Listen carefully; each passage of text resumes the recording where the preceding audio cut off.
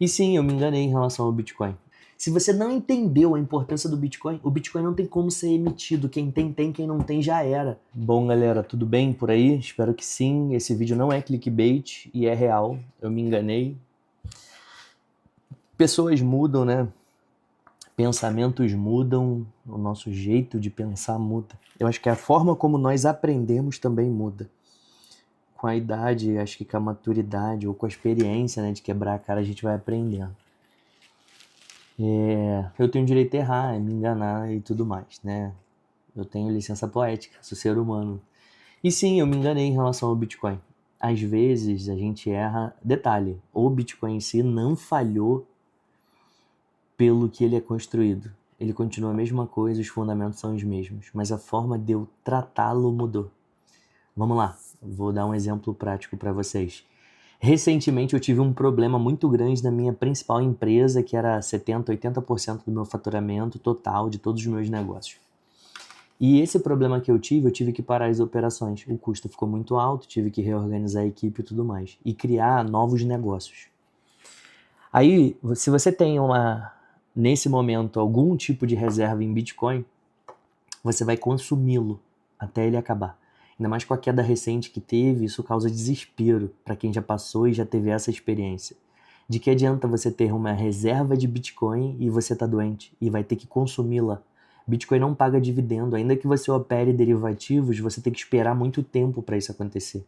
Ainda que opere put, call, então você nem sempre ganha e demora, tudo tem prazo, não é tão fácil criar dinheiro.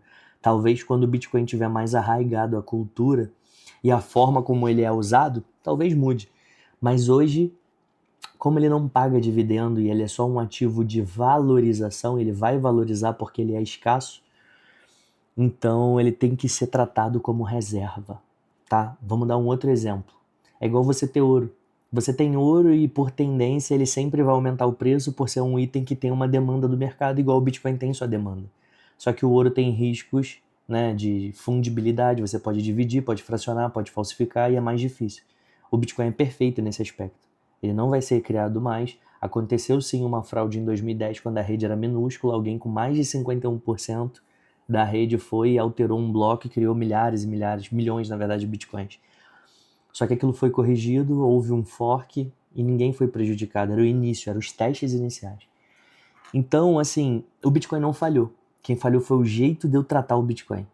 Então hoje, você que é o afegão médio, igual eu, sabe? Eu sou ninguém na fila do pão comparado aos grandes. Não sou ninguém. Ainda que tenham algum sucesso. E aí você que é um afegão médio lá que tem 6 meses no máximo, e se você for controlado, tem 12 meses do seu custo de vida, se você se acidentar, se você parar, então eu acho que é tudo uma estrutura. Se acontecer alguma coisa com você, o seu Bitcoin vai ser consumido e não vai adiantar de nada. Vamos dar um exemplo? Tudo já foi usado para pagamento no passado. A galera já usou sal, por isso o nome salário, já usou conchas, já usou pedra gigante com furo no meio, já usou como pagamento, teve trocas, né, assim, mas estou falando de coisas além do escambo, que é o início e a estrutura inicial de tudo, eu estou falando de produtos utilizados como moeda de pagamento. Até que chegou no dinheiro, na moeda fiduciária, que é uma mentira, né? Tem até umas literaturas que falam sobre a moeda do diabo. E é verdade, ela é lastreada em dívida do governo. Então, igual agora, a taxa de juros do Brasil vai chegar a 15%, tá 14,25% no ato desse vídeo aqui. E aí você vai ver que se o governo começar a cortar a taxa de juros muito rápido, a marcação a mercado, que são os títulos pré-fixados deles lá, tem que mudar o preço. E aí na marcação a mercado o governo quebra, porque ele tem que pagar a diferença que a galera que entende vai tirar o dinheiro. É como se ele comprasse um título do governo que era para render X até um certo período e rendeu muito mais rápido. E aí quebra o governo. Então você entende que a tendência é só piorar. É só piorar os governos. O Bitcoin te protege disso. Mas os governos vão cair, mas negócios vão permanecer.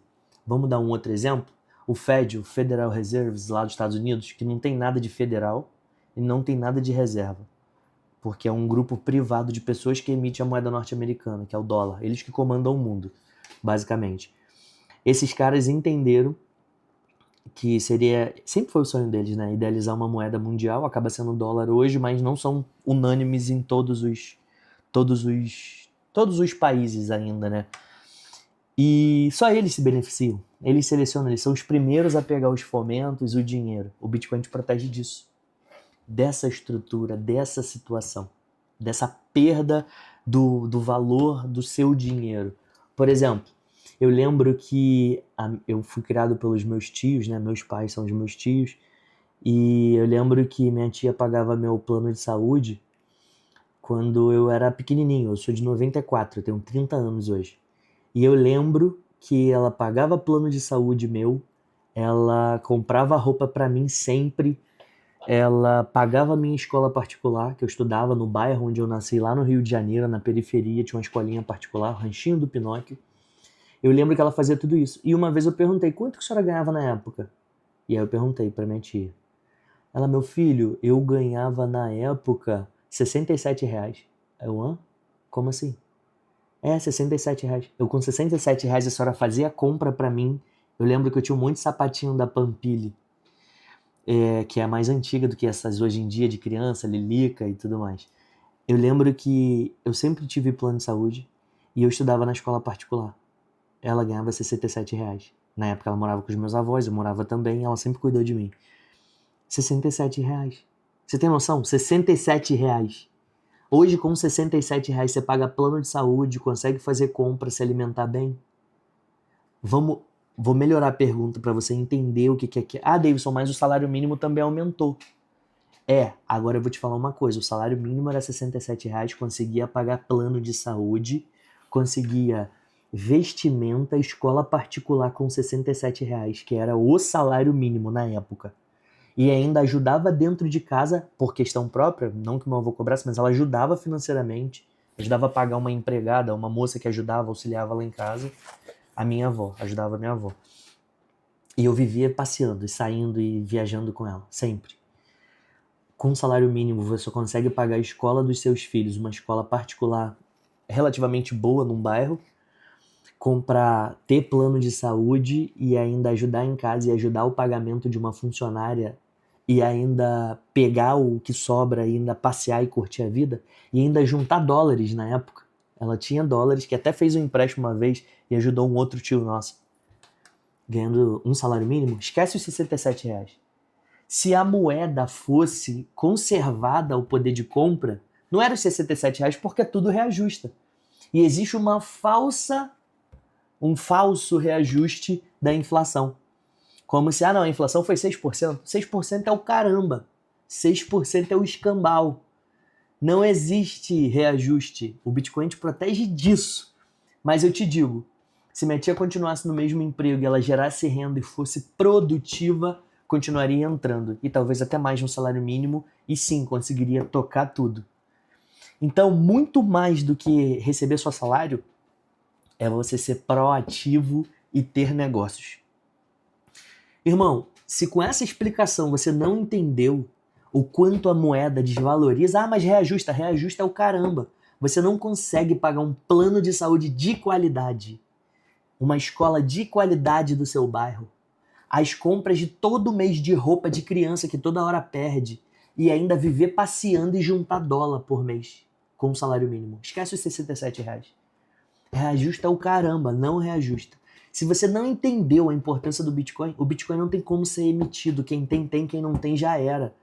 Como os governos vão continuar produzindo dinheiro por causa da estrutura que foi criada, você sempre vai precisar, sempre, de mais e mais dinheiro.